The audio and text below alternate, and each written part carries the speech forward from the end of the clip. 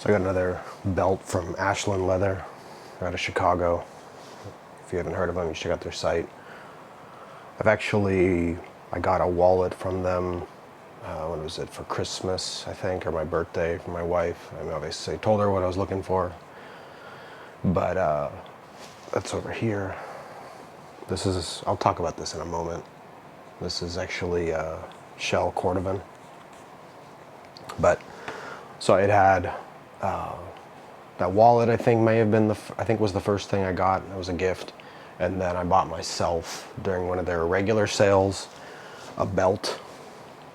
This is natural Chrome XL. And the only thing that made it, a couple of things made it irregular. This mark that like is kind of irrelevant. I don't really care, it's a belt. And then this I didn't notice till after I wore it a few times, but if you look really closely, I'll put this up on the camera, there's two sets of holes. So they stitched it and then redid it. And I actually asked them about it and they said, you know, if it fails, they have a lifetime warranty, you know, assuming the company is still around. But it doesn't seem like it matters. It doesn't seem like it's affecting it. That's what they were saying. But anyway, that's kind of at the point. And then I got a catch-all, which I'll show in a moment to kind of throw my keys. But this was cool. I was kind of looking at this. So these are my Viberg 310s in English tan Dublin. Really beautiful leather. And I wanted a matching belt. And they sell English tan Dublin products over at Ashland. But their belts are about, I think 120 normally. And it just seems a little bit steep. I mean, it's handmade, made in USA. But I was waiting for the regular sale. Finally saw one and took the plunge. The unboxing is pretty cool. I mean, it's silly, but they give you this little box where like a fake wax stamp. It's plastic, obviously, but that's kind of neat. Sorry, I'm trying to make sure I got this on the camera right. So you get that.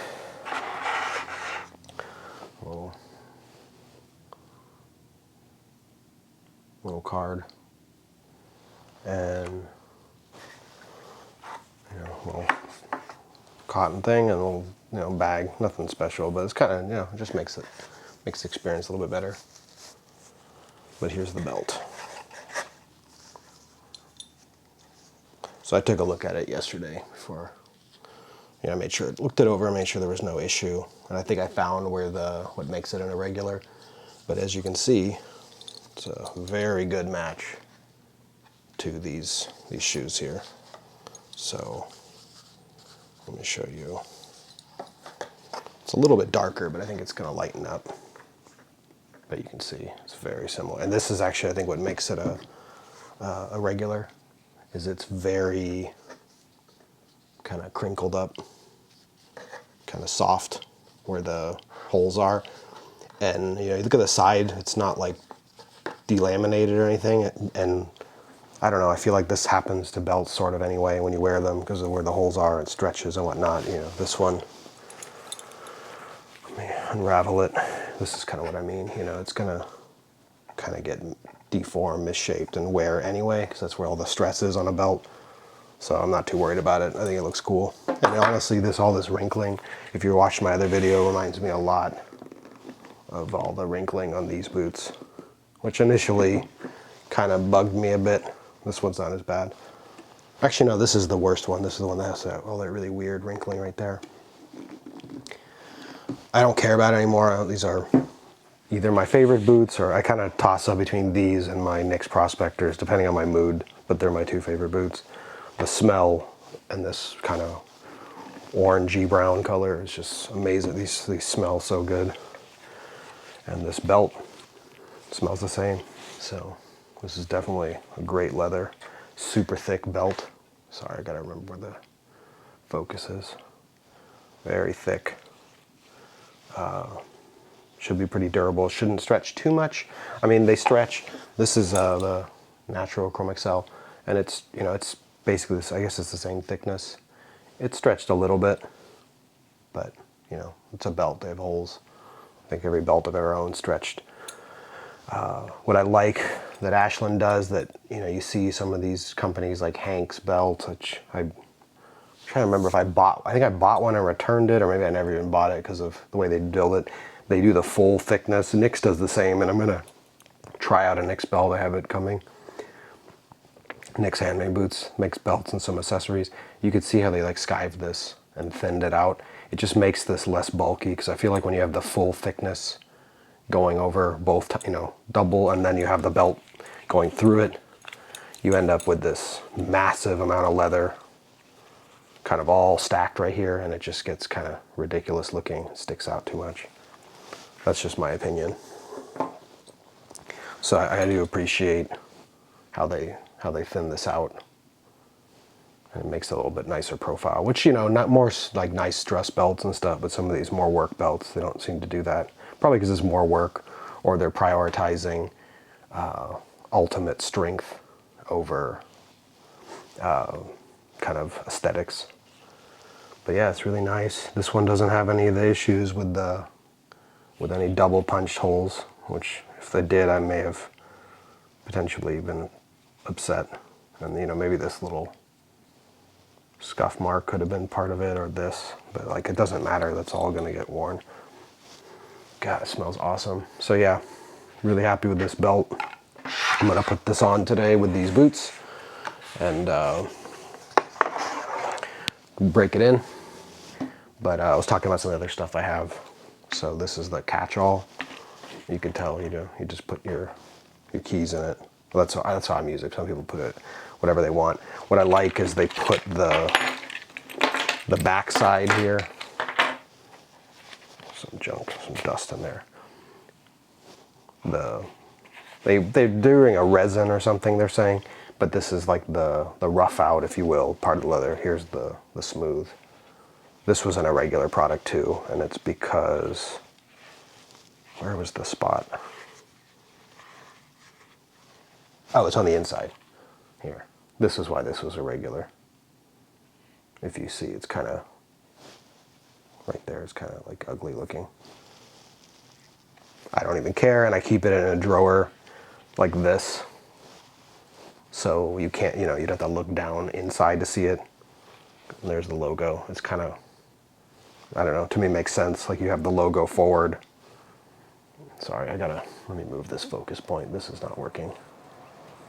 So, I'd have this forward anyway, so I'm not gonna look down. God, it's like dust and crap in there. And then I just see this, and that works out well for me.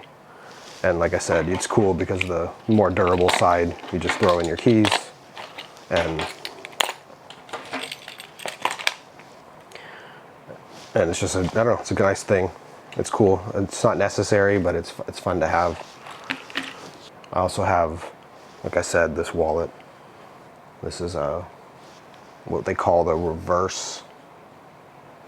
I think they reverse shell, where they actually have this, like the back side of the shell cordovan, where they have stamps, like the Horween stamp you can see right there and whatnot.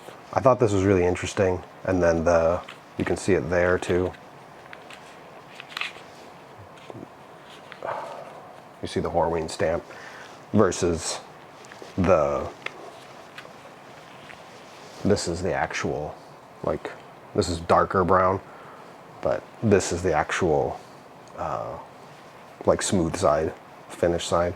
I just thought it was kind of interesting, and it's already getting some decent patina. You can see there. It's cool. So this also smells awesome. It's a really nice wallet. It's really heavy duty and thick, you can see. The shell cordovan's pretty thick, but I don't know, I guess it was thicker than my old Allen Edmonds leather wallet, which is really kind of cheap built in comparison to this. This thing is like 100 times better built. So, there's a little bit of a George Costanza lump there, but I've gotten used to it. And here's that belt. So it's stretched a little bit.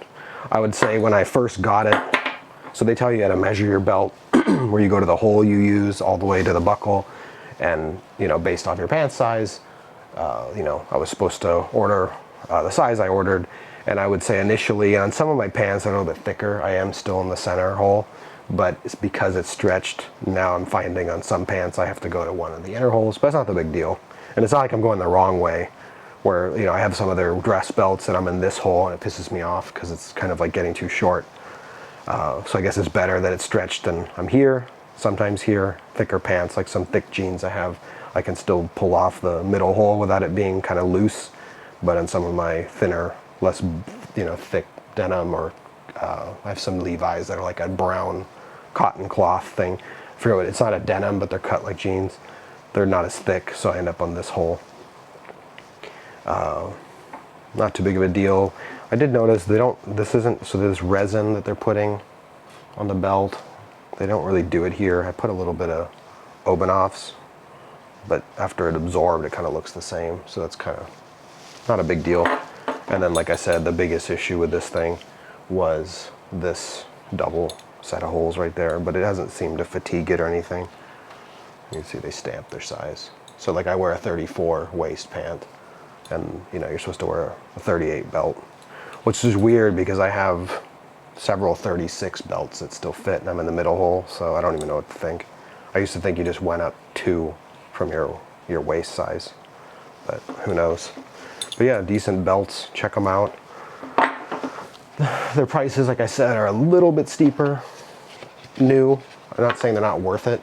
They're made in Chicago, made by hand. I don't think they have too many employees. It seems like it's a very small company, but and I could afford the extra, paying the 120 instead of the 80. But I'm a cheap ass sometimes. Not with some stuff, clearly, when I have an $800 pair of boots, but sometimes I kind of am kind of a cheapskate. So I want the deal. So take a look for the irregulars. There's a regular link on their site, and then if you follow their YouTube channel, he seems to post videos kind of before he drops the stuff in the irregular, and also these private stock or something. It's like limited things. I've never bought any of those, but check them out. Yeah, they're cool. I like this belt, and I will do a comparison to my NYX. I got a NYX Wicked and Craig natural belt. They had it on, I think it's still on sale for $90, down from like 120. You do have to pay shipping, so it takes up a little bit, but then they have that thank you 10 coupon that takes another 10% off, so it got me down to whatever, $90 minus 10%. I'll do a comparison between this and the NYX belt, mostly because of what I was talking about before. The NYX is going to be bulkier because it's that full thickness on both layers. So this is like double that, whereas this is almost half the thickness, and the bulk adds up. I'll see what I think, but I think the Wicked and Craig will be nice, and it's a different color than this. Obviously, I'm hoping it with some patina starts to match my natural Dublin prospectors, and my or maybe that sort of, and my 1964 tan. Whereas this belt I really purely bought for this boot, but I'll probably wear it with some of my other boots because it's a nice color.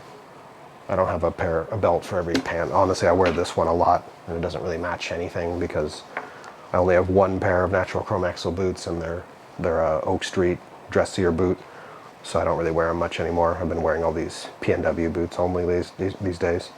So anyway, hopefully that wasn't too much of a ramble. Later.